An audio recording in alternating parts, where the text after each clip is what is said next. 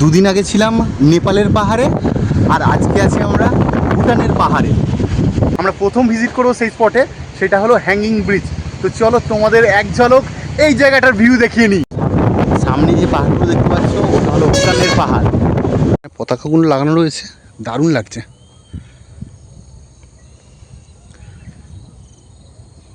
নদীর উপর গড়ে ওঠা হ্যাঙ্গিং ব্রিজের উপর ব্রিজটা হাঁটছি, এদিক ওদিক দুলছে, আর ভয়ও লাগছে যদি কিছু হয়। গেলাম। তবে হ্যাঁ, এটা বলতেই হচ্ছে এগুলো সবই সম্ভব সৌরভের জন্য। অবশ্যই সৌরভ মনা বা আমাদের সোনা না থাকলে হতো না। Good morning from Cooch Behar. আজকে আমরা যাচ্ছি আলিপুরদুয়ারের জয়গাঁও, আর এখন আমরা যাচ্ছি কোচবিহারের যে বাস স্ট্যান্ড আছে সেই দিকে। যদি জয়গাঁও থেকে ভুটানে ঢুকতে পারি তাহলে ভুটানের ভিডিওটা অবশ্যই তোমাদের সাথে শেয়ার করব, এই ভিডিওতে শেয়ার করে দেবো। আর দেখা যাক কতদূর কি হয়। এখন আমরা হেঁটে যাচ্ছি কোচবিহার যে রাজবাড়ি রয়েছে তার সামনে দিয়ে। কোচবিহার রাজবাড়িটা বোধহয় রং করা হয়েছে, দারুণ লাগছে। আরও একটু সামনে গেলে বাস স্ট্যান্ড। চলে এসেছি কোচবিহারের যে সরকারি বাস স্ট্যান্ড আছে সেখানে।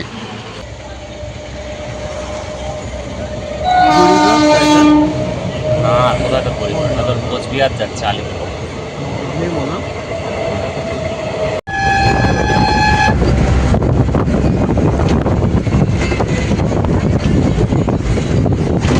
আমরা কোচবিহার থেকে 30 মিনিট বাস জার্নি করে এখন চলে এসেছি আলিপুরদুয়ার।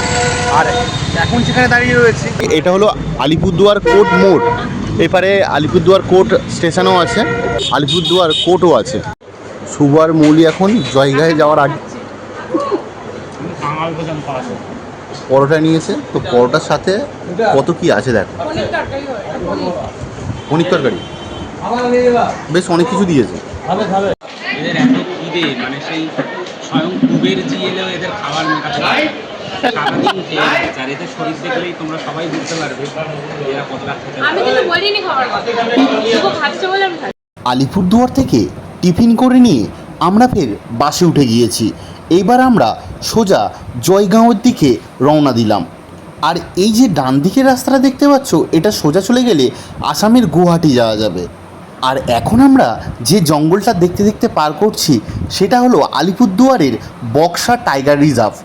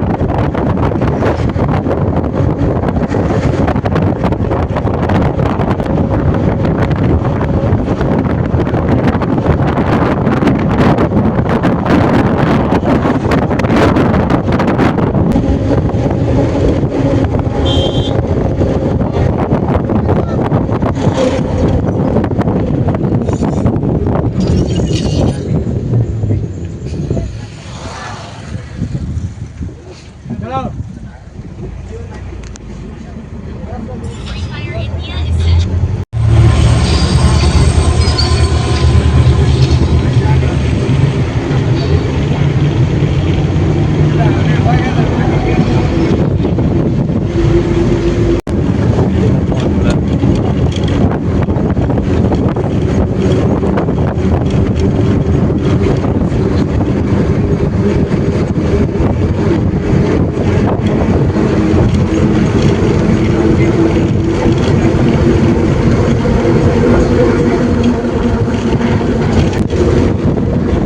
এখন যাচ্ছি চিলাপাতা ফরেস্টের মধ্যে দিয়ে।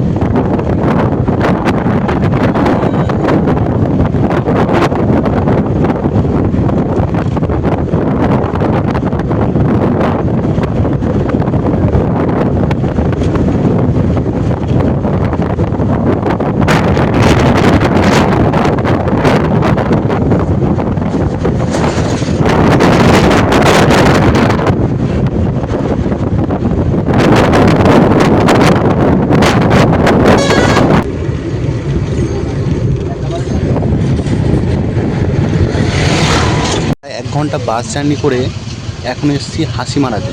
এটা আলিপুরদুয়ার জেলার অন্তর্গত। এখান থেকে জয়গাঁও আরও 16 কিলোমিটার।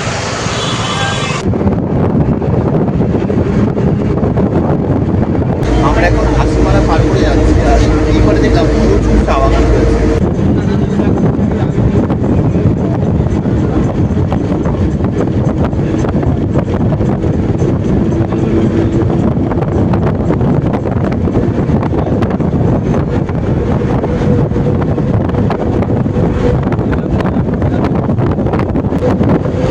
নদীটা পুরো শুকনো হয়ে গেছে, আর কিছুই নেই।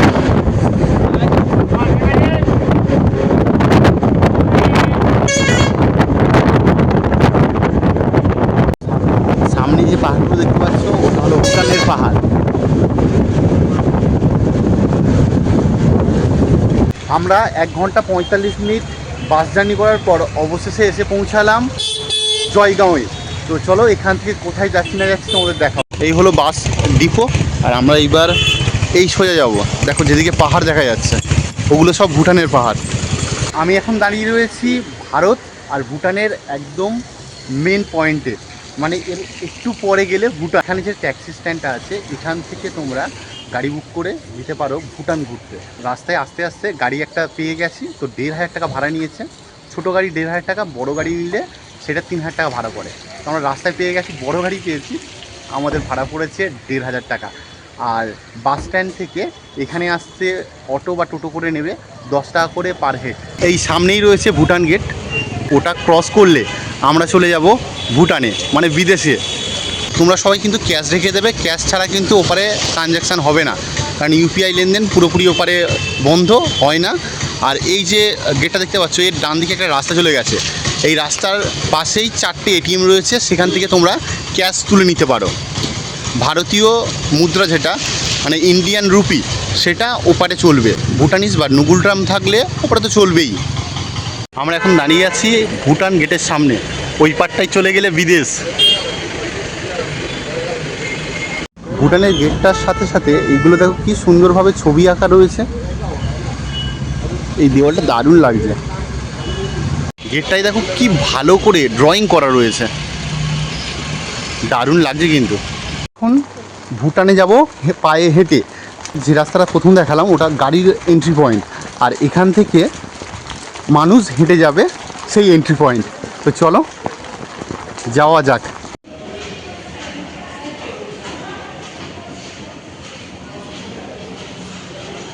ডাইজেস্টিভ বিস্কুট খাওয়া নিয়ে সৌরভ আমার সাথে অলওয়েজ মজা করে, তাই ওকে দেখিয়ে আমি বিদেশে গিয়েও ডাইজেস্টিভ বিস্কুট খাচ্ছি। ইমিগ্রেশন হবে, তারপর আমরা ভিতরে প্রবেশ করতে পারবো। প্রচুর লম্বা লাইন পড়েছে।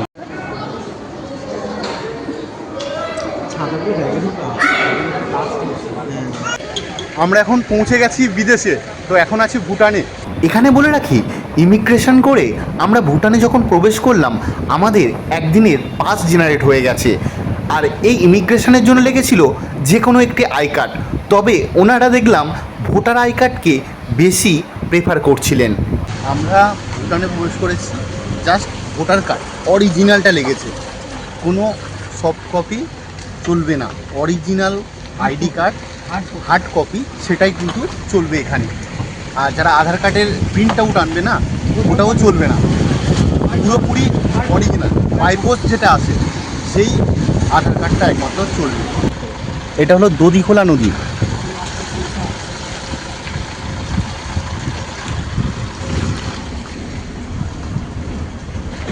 দুদিন আগে ছিলাম নেপালের পাহাড়ে, আর আজকে আছি আমরা ভুটানের পাহাড়ে।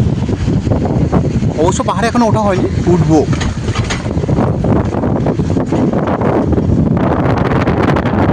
দূর থেকে যে বাড়ি ঘরদোরগুলো দেখছিলাম এখন সেগুলো একদম কাছাকাছি।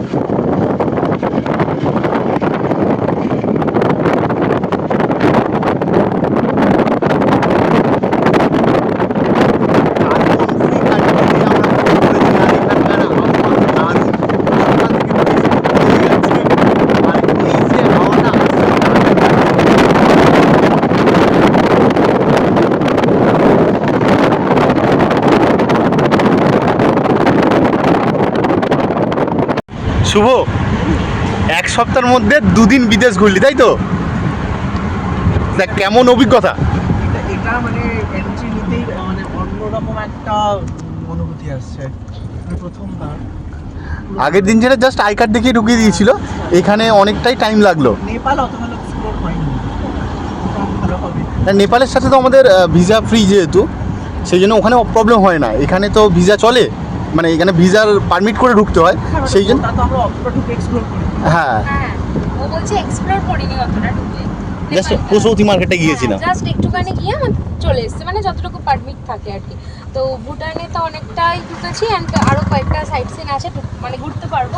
খুবই ভালো লাগছে। সৌরভটা আসতে পারেনি, ওখানে সব ডুপ্লিকেট ডকুমেন্টস। যাই হোক, তাতে কোনো আক্ষেপ নেই, কারণ ও 3বার ঘোরা। ডুপ্লিকেট না, অ্যাকচুয়ালি ফটোকপি। হ্যাঁ, ওই অ্যাকচুয়ালি ফটোকপি আর কি। এখান থেকে ল্যান্ডস্লাইড হয়েছিল, এত বৃষ্টি পড়ছে কাঁচটা নামানো যাচ্ছে না।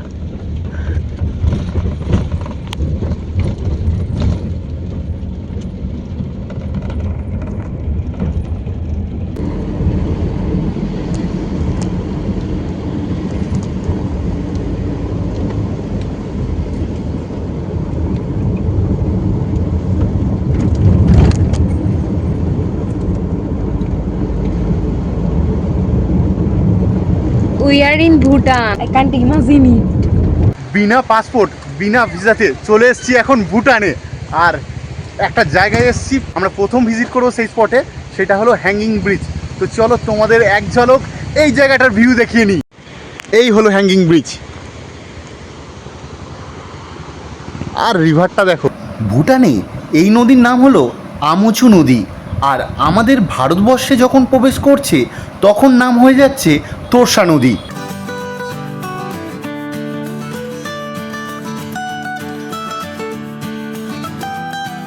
এই নদীর নাকি জলপ্রবাহ যখন তখন বেড়ে যায়।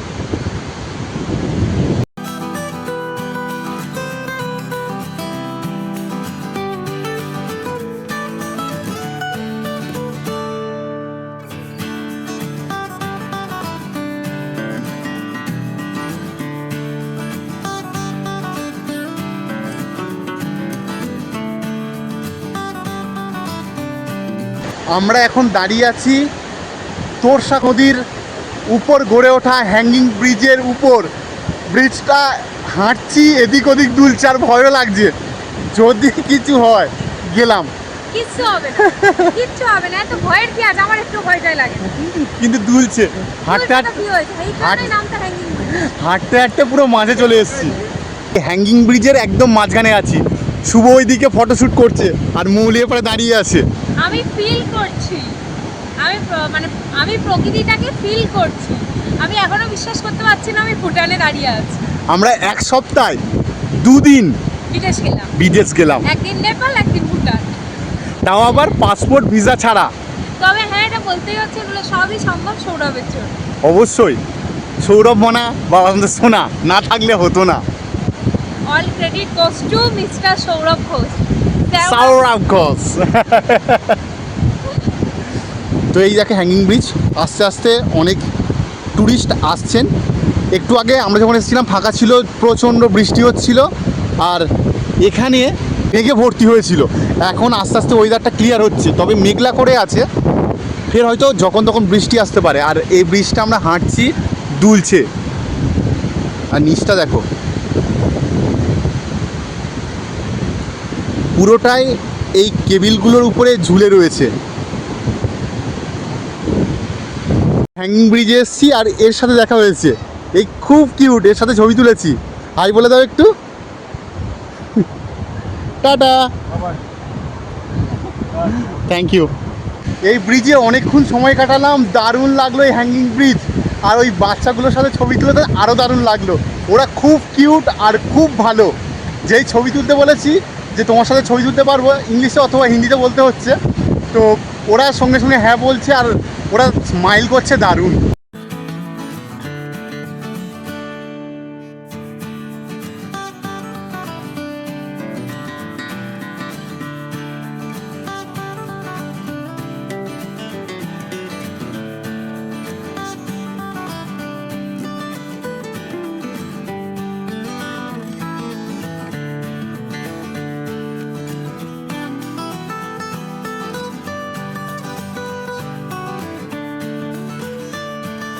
এখানে একটা ফুড ট্রাকও দেখলাম।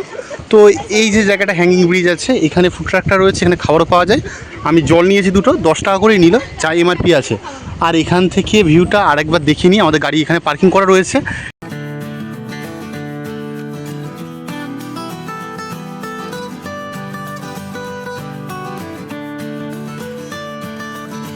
আমরা ডান দিকে আম্মাচু রিভারকে রেখে, মানে তোরসা নদীকে রেখে এর ব্যাক করছি এখান থেকে।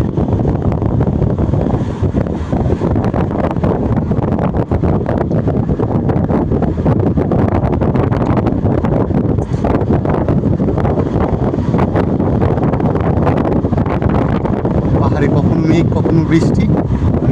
তোমরা এই ট্যুরটা কিভাবে করবে? তোমরা যারা ডুয়ার্স ঘুরতে আসবে তারা একদিন এক্সট্রা সময় হাতে রাখবে, তাহলে এই ভুটান ট্যুরটা তোমাদের ট্যুরের সাথে ইনক্লুড করে নিয়ে ভালোভাবে ঘুরে দেখতে পারো।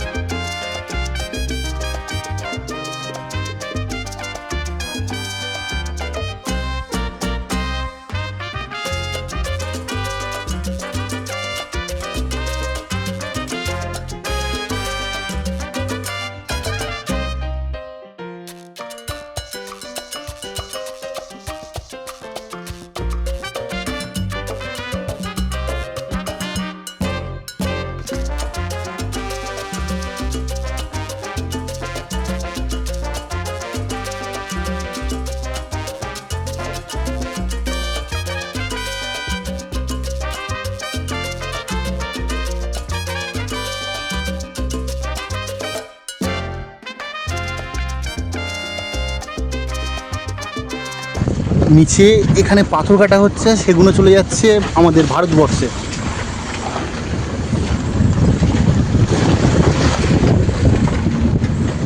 এখন যে গাড়িটা গেল দেখতে পেলে, সেটা হলো ভুটানের পুলিশ গাড়ি।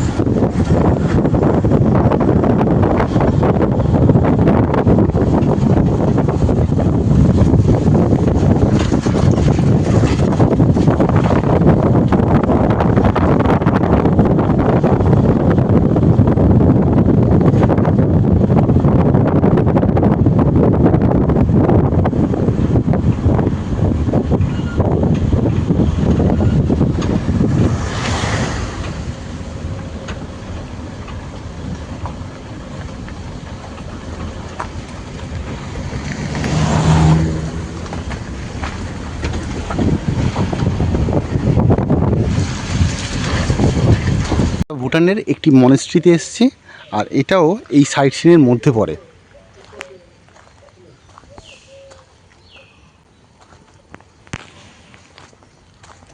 এটা হলো মনেস্ট্রির গেটটা, এখান থেকে আমরা ভিতরে প্রবেশ করছি। ভুটানিস মনেস্ট্রি, দারুণ লাগছে জায়গাটা, আর পিছনের ভিউটা তো অপূর্ব।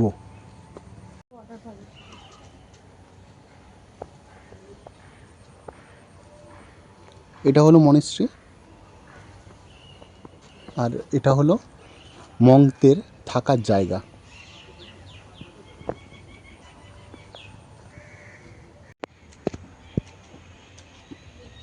পতাকাটা দেখো কি দারুণ, চারিদিকে পাহাড়ে ঘেরা এই জায়গাটা, পরিবেশটা পুরো নিস্তব্ধ। উপর দিকে উঠছি,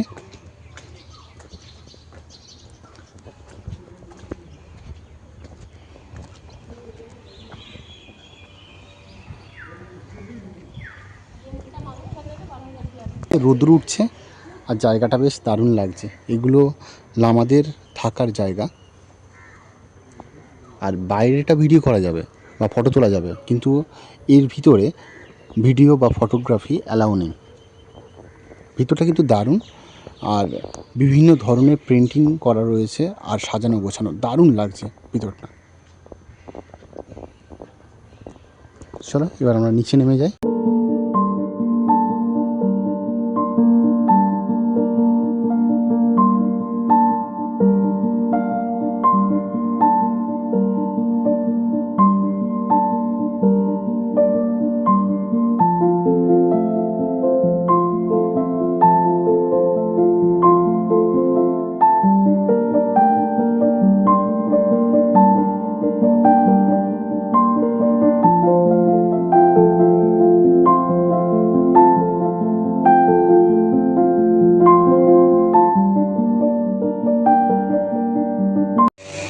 যেগুলো আমরা ওই পারে রাস্তা দিয়ে আসার সময় দেখছিলাম, সেই বাড়িগুলো এই কাছাকাছি, এগুলো সব পাহাড়ের মাথায় আছে বাড়িগুলো। একটা ঘর মতন করা রয়েছে, তো এটা বন্ধ রয়েছে, এটা ঢুকতে পারলাম না। তো এই পারে দেখি আর কোথায় কী আছে। বেশ অনেকটা বড় জায়গা জুড়ে বিস্তৃত এই মনেস্ট্রিটা। এই পার থেকে চলো এবার ঘুরে এই পারে নেমে যায়, নেমে এই পার থেকে বার হবে এবার।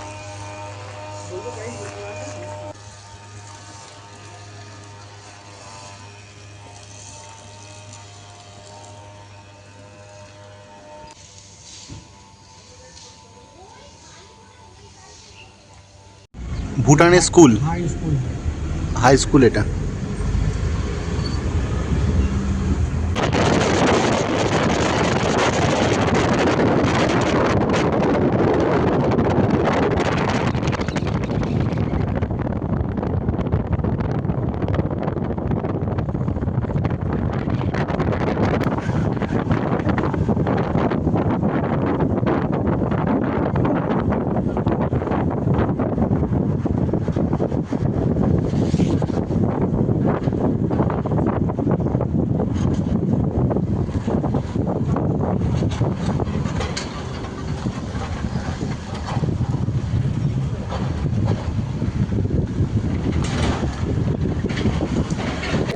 একটা ভিউ পয়েন্ট, তো সেখানে যাব। এখান থেকে আমরা এন্ট্রি করবো এবার। এন্ট্রি ফি নিল 30 টাকা করে, আমরা 100 টাকা নোট দিয়েছিলাম। তো ব্যাকে আমাদের এসছে 10 ভুটানিস, মানে ইন্ডিয়ান 10 রুপিস দেয়নি, 10 ভুটানিস দিয়েছে। মৌলি আবার কারেন্সি এক্সচেঞ্জ করেছে, ও 10 টাকা দিয়ে দুটো 5 টাকার ভুটানিস নোট নিয়েছে।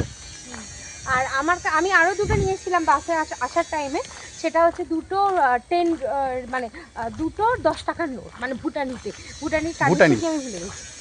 নগুল ট্রাম ভুটানিসও বলে। আমরা এই হেঁটে হেঁটে যাচ্ছি এবারে, দেখা যাক কি আছে। ও মা, ওই দেখো হাত দিয়ে ভয় পেয়ে গেছে ছোট্ট বাচ্চা। আমরা এখানে একটা ক্যাফে দেখলাম, তো এখানে ঢুকে এখন খাওয়া দাওয়া করবো। লেকফেল এইটস, আর এখানে এটা হলো সিকিউরিটি গার্ড, ম্যাও ম্যাও। আর আমরা একটু পরে এই ভিউ পয়েন্টে যাব। এখানে যে ভিউ পয়েন্ট আছে, তবে আগে ভোজনটা সেরে নিই। ভিউ পয়েন্টে যাওয়ার আগে ভোজনটা করতে হবে। ঘড়িতে বাজে 4:15, আর এখনও পর্যন্ত কিছুই খাইনি আমরা। ভুটানে এসে মোমো খাবো, খুবই খিদে পেয়েছে। তো শুভ চায়ের অর্ডার দিয়েছে, তো চা খাবে আগে, তারপর আমরা মোমো খাবো। আমরা ভুটানে এসে একটা ক্যাফেতে বসে খাচ্ছি, কি খিদে পেয়েছে, মানে আমার কম পেয়েছে, এদের দুজনের বেশি খিদে পেয়েছে। এদের আমরা রাখতে পারছি না না খাইয়ে, ওই জন্য ওদেরকে খাওয়াতে এনেছি। যাই হোক, সৌরভ আসতে পারেনি, ওর জন্য কিন্তু আমাদের মন খারাপ লাগছে। হ্যাঁ মন খারাপ লাগছে, আবার আমার মনে হচ্ছে ঠিক আছে আক্ষেপ করে লাভ নেই, কারণ 3বার ঘোরা আর কতবার বা ঘুরবে, ওর থেকে কতবারটা বসে আছে ঠিক আছে। কিন্তু ও এর ভিতরে আসতে মানে চাইছিল না।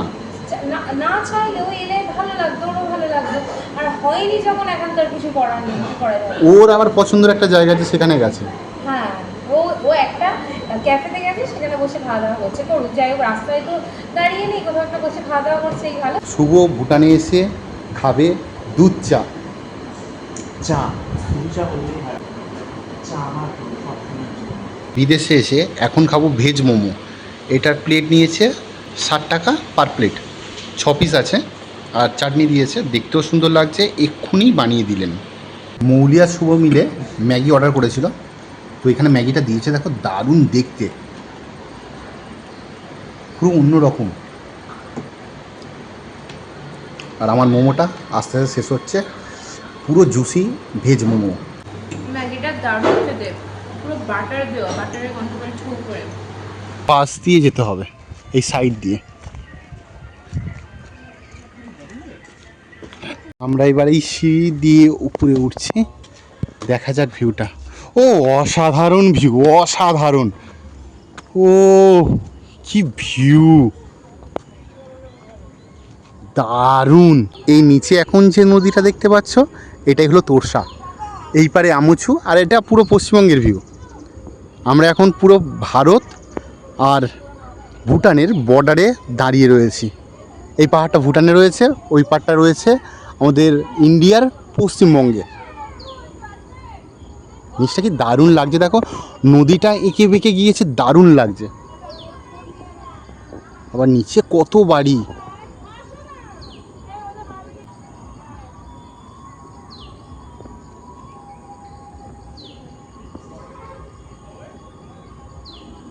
এখানে একটা শান্তি স্তূপ আছে, আর এটা হলো মেন যে মনেস্ট্রি, গুম্ফা বলছিল এই জায়গাটা। তো ভিতরে বা ওই পারে ভিডিওগ্রাফি বা ফটোগ্রাফি অ্যালাউ নেই, সেজন্য তোমাদের দেখাতে পারছি না।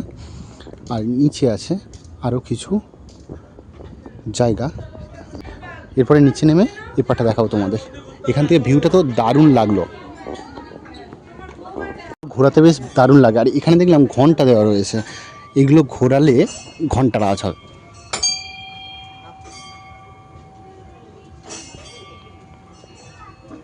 এটাও ঘোরালে ঘন্টার আওয়াজ হয়, সব কটায় এই দেখো আওয়াজ হচ্ছে।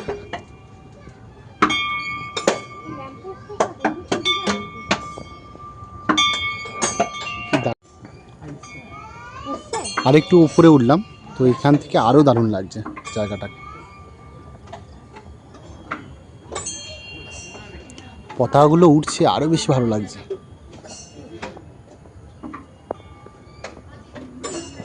এবার ওই দিকেই যাবো আমরা।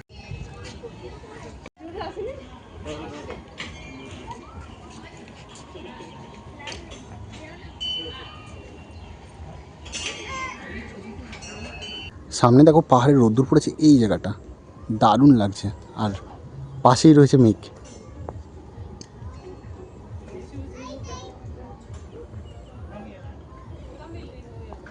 किधर है व्यू पॉइंट तो मिला, गुफा गुफा कौन सा है? गुम्फा बोले से। गुम्फा। तो कोई गुफा नहीं, गुफा ओके बस।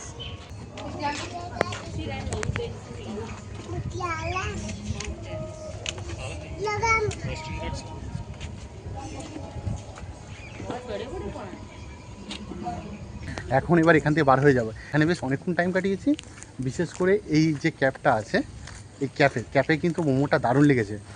মোমোর ভিতরে বাটার দেওয়া, মানে মোমোটা জাস্ট অসাধারণ ছিল, জুসি মোমো ছিল। ঘুরে এসে এবার আমি এপারে যাচ্ছি, এখানেও দেখলাম বেশ পতাকা টাঙানো রয়েছে, ভালো লাগবে, দেখা যাক কেমন ভিউ। এই জায়গাটা বেশ আরও সুন্দর, কত পতাকা লাগানো রয়েছে।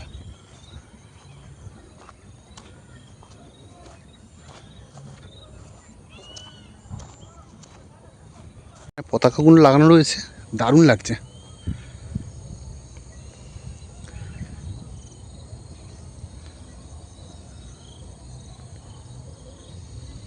এইখান থেকে আরেকটুখানি নেমে গেলেই সমতলে নেমে যাব, ঢুকে যাব ভারতের ওয়েস্ট বেঙ্গলে।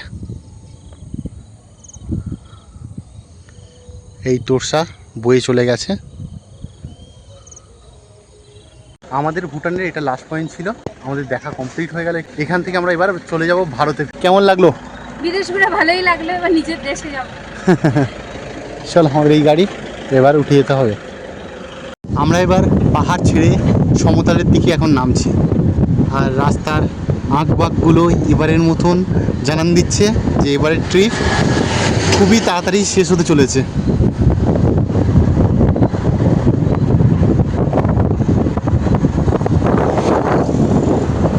ভুটানের একটা ছোট্ট স্টেডিয়াম।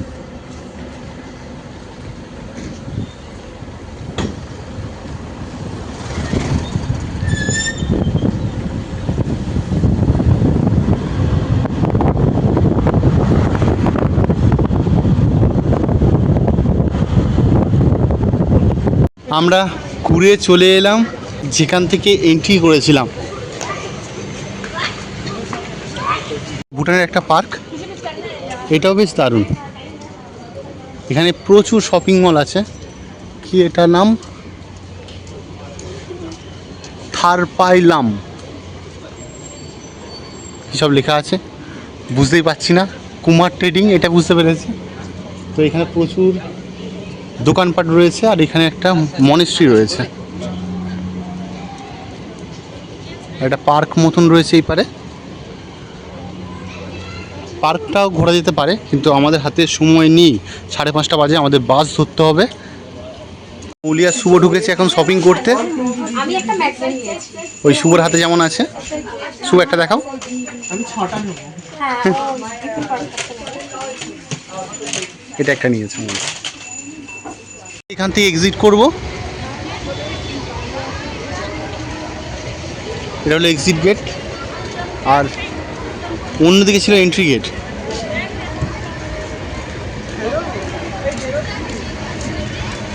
এখান থেকে এক্সিট হবে। লম্বা লাইন পড়েছে। পয়েন্টে দেখলাম বিশাল ভিড়, আর এই পারে পুরোটাই মার্কেট। এই বিল্ডিংগুলো, এর পিছনগুলো পুরোটাই মার্কেট। তবে দেখলাম ইন্ডিয়ার থেকে এখানে দাম বেশি, অনেকটাই বেশি, দ্বিগুণ তিনগুণ করে দাম। তবে বাইরে গিয়ে জিনিসপত্র নিয়ে নেওয়াই বেটার হবে। ভুটান থেকে বার হয়ে এলাম, আর এই হলো ভুটানের গেট। সন্ধেবেলায় লাইট জ্বালিয়ে দিয়েছে, দারুণ লাগছে বেশ। চলো এবার আমরা যাব এই পারে। ভারতবর্ষে চলে এসেছি আমরা, বিদেশ ঘুরে এখন চলে এসেছি ভারতবর্ষে। আর এখান থেকে যাবো এবার বাস স্ট্যান্ডে। সৌরভ বাস স্ট্যান্ডে ওয়েট করছে আমাদের জন্য। এই ভুটান গেট, আর আমরা এই ডান দিকে চলে যাচ্ছি বাস স্ট্যান্ডের দিকে। এই পারেই এটিএম আছে। বল, তুই যা বলার বল, কি করেছিস বল। ঘড়িতে এখন রাত 8:47, আর আমরা দাঁড়িয়ে রয়েছি শিলিগুড়ি গুয়াহাটি জাতীয় সড়কের ওপর। আপাতত আমরা আছি এখন ফালাকাটাতে, কিন্তু আমাদের লাস্ট বাস আমরা মিস করে গেছি। তাই আমরা আপাতত এখন লিফট চাইবো কোনো গাড়িকে, এবং গাড়িতে লিফট চেয়ে আমরা কোচবিহার ফিরবো। না, ও আমাদের আসলে ইমিগ্রেশনে দেরি হয়ে গেছিলো, তো ও ওই জন্য আমাদের জন্য লাস্ট বাসটা, মানে যেটা ধরো ফালাকাটা পর্যন্ত আসবে জয়গাঁও থেকে, সেটাকেও দাঁড় করিয়েছে। কত মিনিট দাঁড় করিয়েছে? প্রায় 10 মিনিট। প্রায় 10 মিনিটের মতো দাঁড় করিয়েছে। মানে একটু লোকজনের টিয়ে শুনেছে আর কি। যাই হোক, আর কেউ কি কিছু হবে। বলেনি, ওরা এমনি যাই হোক, দাঁড় করিয়েছে। জলদাপাড়া জঙ্গলের মধ্যে দিয়ে নিয়ে এলো, এবার লিফট চাওয়ার জন্য দাঁড়িয়েছি। মানে কি হচ্ছে একবারই। এটা হলো Falakata Cooch Behar NBSTC bus stand, সরকারি বাস স্ট্যান্ড। তো এখান থেকে লাস্ট কোচবিহারের যে বাস, সেটা অলরেডি ছেড়ে চলে গেছে। তো এখান থেকে আমাদের গাড়ি পেতে হলে লিফট নিতে হবে। তো দেখা যাক কোন গাড়ি আমাদের লিফট দেয়। অবশ্য পে করবো আমরা, কারণ তাছাড়া উপায় নেই। আর এর জন্য আর আমরা ওয়েট করিনি, আমরা উঠে গেছি, একটা টোটো পেয়েছি। আমরা ঘুরে বাড়ি চলে এলাম। তো আজকের দিনটা বিশাল জার্নি ছিল। তো আজকের ব্লগটা তোমাদের কেমন লেগেছে অতি অবশ্যই কিন্তু কমেন্ট করে জানিও। আর ভালো লেগে থাকলে like, comment, share and subscribe করতে কিন্তু ভুলে যেও না।